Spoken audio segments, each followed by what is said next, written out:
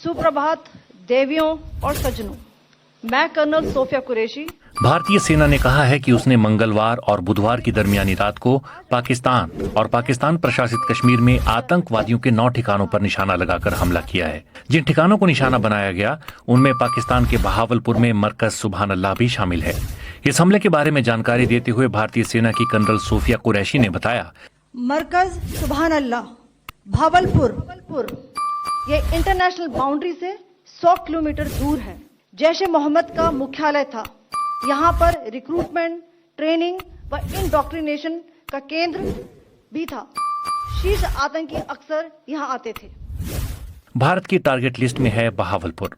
भारतीय रक्षा विशेषज्ञ अजय शुक्ला मानते हैं कि भारत की टारगेट लिस्ट में बहावलपुर एक अहम स्थान रखता है। अजय शुक्ला कहते हैं, जैश ए मोहम्मद यहां अपनी ताकत को बरकरार रखता है। अजय शुक्ला कहते हैं, सियालकोट और बहावलपुर मेनलैंड पाकिस्तान में आते हैं। ये पंजाब के अहम कस्बे हैं। पाकिस्तान का पंजाब प्रांत ही मेनलैंड पाकिस्तान का मुख्य हिस्सा है। ये कहना गलत नहीं होगा कि बहावलपुर पर हमला मेनलैंड पाकिस्तान के भीतर भारत का हमला है। हालांकि अजय शुक्ला कहते हैं कि बहावलपुर पर हमला अचंभित करने वाला नहीं है। उन्होंने कहा, बहावलपुर पर हमला अचंभित तो नहीं करता, लेकिन सामान्य भी नहीं है। भारतीय सेना की टारगेट लिस्ट में आतंकवादियों के कई ठिकाने होंगे। जाहिर है इनमें बहावलपुर भी रहा होगा। हालांकि पाकिस्तान के रक्षा विशेषज्ञ मानते हैं कि बहावलपुर का पाकिस्तानी सेना के लिए कोई खास महत्व नहीं है। पाकिस्तानी सेना के रिटायर्ड ब्रिगेडियर महमूद शाह ने बीबीसी से बात करते हुए कहा, बहावलपुर में पाकिस्तान की रक्षात्मक प्रणाली भी कोई खास मजबूत नहीं है। पाकिस्तान जितनी अहमियत लाहौर या कराची को देता है और जैसी रक्षात्मक प्रणाली पाकिस्तान सेना वहां पर तैनात रखती है, वैसी बहावलपुर में नहीं रखती। भारत ने अपने हवाई क्षेत्र के भीतर से हमले करने का दावा किया है। इस पर अजय शुक्ला कहते हैं, आजकल भारत के पास उन्नत मिसाइल और बम हैं। भारत के पास जो हथियार हैं उनसे वो अपनी सीमा के भीतर रहकर बहावलपुर जैसे ठिकानों पर सटीक हमला कर सकता है। ऐसे में भारत का अपनी सीमा के भीतर से बहावलपुर को निशाना बनाना हैरानी की बात नहीं है। क्या बहावलपुर में हमले से और बढ़ेगा तनाव? अजय शुक्ला कहते हैं, इस आशंका को खारिज नहीं किया जा सकता है कि तनाव आगे और बढ़ेगा। क्यों अहम है बहावलपुर? बहावलपुर पाकिस्तान के पंजाब प्रांत में सतलुज नदी के दक्षिण पूर्व में बसा एक बड़ा कस्बा है और पाकिस्तान का 13वां सबसे बड़ा शहर है। बहावलपुर जिला पाकिस्तान के सबसे बड़े जिलों में से एक है। यहाँ सतलुज नदी के करीब उपजाऊ मैदान हैं और चोलिस्तान का रेगिस्तान भी फैला हुआ है। ये रेगिस्तान भारत के थार रेगिस्तान तक पहुंचता है। इस जिले का लगभग 2/3 हिस्सा रेगिस्तानी है। भारत और पाकिस्तान के बंटवारे से पहले बहावलपुर रियासत काल में बहावलपुर रियासत का केंद्र था। 1947 में जब भारत का बंटवारा हुआ तब बहावलपुर पहली रियासत थी जो पाकिस्तान में शामिल हुई थी। आजादी के तुरंत बाद जब पाकिस्तान आर्थिक संकट से जूझ रहा था तब बहावलपुर के नवाब ने पाकिस्तान को उल्लेखनीय आर्थिक मदद दी थी। बहावलपुर में ही पाकिस्तान की सेना की 31वीं कोर का मुख्यालय भी है। पाकिस्तानी सेना की यह टुकड़ी दक्षिणी पंजाब की सुरक्षा के लिए जिम्मेदार है।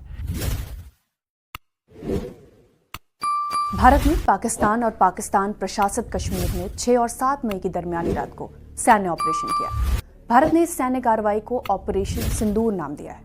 भारत का कहना है कि यह हमला आतंकवादी ठिकानों पर किया गया है। भारत और पाकिस्तान के बीच छिड़े ताज़ा तनाव के बाद दोनों देशों की सैन्य क्षमता पर बात एक बार फिर शुरू हो गई है। आइए जानते हैं कि भारत और पाकिस्तान के पास कौन कौन सी मिसाइलें हैं और उनकी एयर डिफेंस सिस्टम क्षमता कैसी है। तो भारत की अग्नि 5 मिसाइल जमीन से 5000 से 8000 किलोमीटर तक मार कर सकती है। दूसरी तरफ पाकिस्तान की शाहीन 3 मिसाइल की मारक क्षमता 2750 किलोमीटर है। भारत के हथियारों के मामले में रूस पर निर्भरता ज्यादा है और पाकिस्तान की चीन पर। पश्चिम के देश लंबे समय तक भारत को मिसाइल तकनीक देने से परहेज करते रहे, लेकिन फ्रांस और भारत ने मिलकर मिसाइल तकनीक पर काम किए हैं। इनमें इंटरकॉन्टिनेंटल बैलिस्टिक मिसाइल यानी ICBM भी शामिल है। दुनिया में केवल 7 देश हैं जिनके पास ICBM है। रक्षा विश्लेषक हैरिसन कास ने द नेशनल इंटरेस्ट में लिखा है कि भारत उन चंद देशों में शामिल है जिसके पास एंटी बैलिस्टिक मिसाइल सिस्टम है। भारत के पास मिसाइल डिफेंस सिस्टम में 2 तरह की मिसाइलें हैं। पहली पृथ्वी एयर डिफेंस PAD मिसाइल जो कि ज़्यादा ऊंचाई पर मिसाइल हमले को रोकती है, और दूसरी है एडवांस एयर डिफेंस AAD जो कम ऊंचाई वाले मिसाइल हमलों को रोकती है। भारत की एंटी बैलिस्टिक मिसाइल सिस्टम के बारे में उम्मीद की जाती है कि कम से कम 5000 किलोमीटर की दूरी से आने वाले मिसाइल हमलों को रोकने में ये सक्षम है। भारत ने रूस के साथ मिलकर ब्रह्मोस और ब्रह्मोस 2 हाइपरसोनिक क्रूज मिसाइल को भी विकसित किया है और इसे जमीन, हवा, समुद्र और सब सी प्लेटफॉर्म से लॉन्च किया जा सकता है। हैरिसन कास का कहना है कि भारत के पास पारंपरिक और परमाणु हथियारों से लैस मिसाइलों के कई विकल्प हैं। साथ ही मिसाइल हमलों को रोकने की भी क्षमता है। दूसरी तरफ पाकिस्तान के पास भी पारंपरिक और परमाणु हथियार वाली मिसाइलों के कई विकल्प हैं। कहा जाता है कि दोनों देशों ने एक दूसरे के खतरों को देखते हुए अपनी मिसाइल क्षमता को आगे बढ़ाया है। लेकिन भारत की तरह पाकिस्तान के पास ICBM का विकल्प नहीं है। कई रक्षा विश्लेषक मानते हैं कि पाकिस्तान को इसकी बहुत जरूरत भी नहीं है। हैरिसन कास का कहना है कि पाकिस्तान को भारत के लिए ICBM की बहुत जरूरत नहीं है। पाकिस्तान की मिसाइल क्षमता क्षेत्रीय लक्ष्य को हासिल करने में सक्षम है। भारत के जाने माने रक्षा विश्लेषक राहुल बेदी कहते हैं कि मामला ICBM तक आएगा तो फिर कुछ नहीं बचेगा।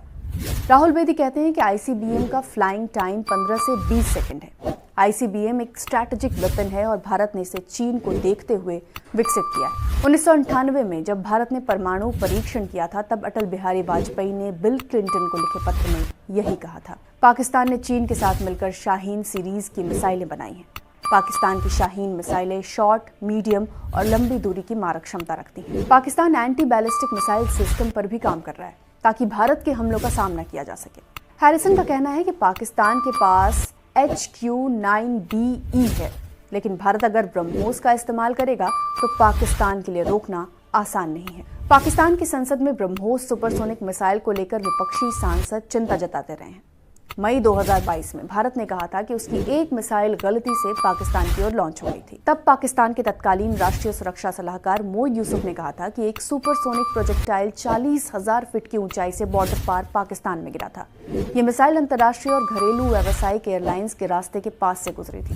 ये बहुत ही गैर जिम्मेदाराना है कि पाकिस्तान को भारत ने इसकी सूचना तक नहीं दी थी। पाकिस्तान के अधिकारियों ने कहा था कि मिसाइल भारत की सरहद से 75 किलोमीटर दूर मियां चानू नाम के एक छोटे शहर में गिरी थी। राहुल बेदी कहते हैं कि भारत ने इस बार पाकिस्तान में घुसकर हमला करने की बजाय अपने ही इलाके से हमला किया है। सबसे बड़ी बात है कि भारत ने इस बार पाकिस्तान के मेनलैंड पंजाब में हमला किया है। भारत और पाकिस्तान के मिसाइल क्षमता को लेकर राहुल बेदी कहते हैं कि भारत के पास BMD सील्स यानी बैलिस्टिक मिसाइल डिफेंस है और पाकिस्तान के पास ये नहीं है। हालांकि BMD हमेशा 100% कामयाब नहीं होती। ऐसे में हमने इसराइल में देखा कि उनका आयरन डोम कुछ मामलों में नाकाम रहा था। इसके बावजूद BMD सील्स बड़े हमलों को रोकने में काम आएगा। राहुल बेदी कहते हैं कि भारत के पास स्ट्रैटेजिक और कन्वेंशनल दोनों तरह की मिसाइलें हैं, जैसे अग्नि स्ट्रैटेजिक मिसाइल हैं और ब्रह्मोस कन्वेंशनल। अगर इनकी तुलना पाकिस्तान की गौरी और बाबर से करें तो मारक क्षमता में कहीं आगे हैं। भारत का भी सर्विलांस सिस्टम भी अच्छा हुआ है। दिल्ली स्थित जवाहरलाल नेहरू यूनिवर्सिटी में नेशनल सिक्योरिटी सेंटर के प्रोफेसर लक्ष्मण कुमार कहते हैं, भारत का एयर डिफेंस सिस्टम आकाश और S-400 बहुत काम आएंगे।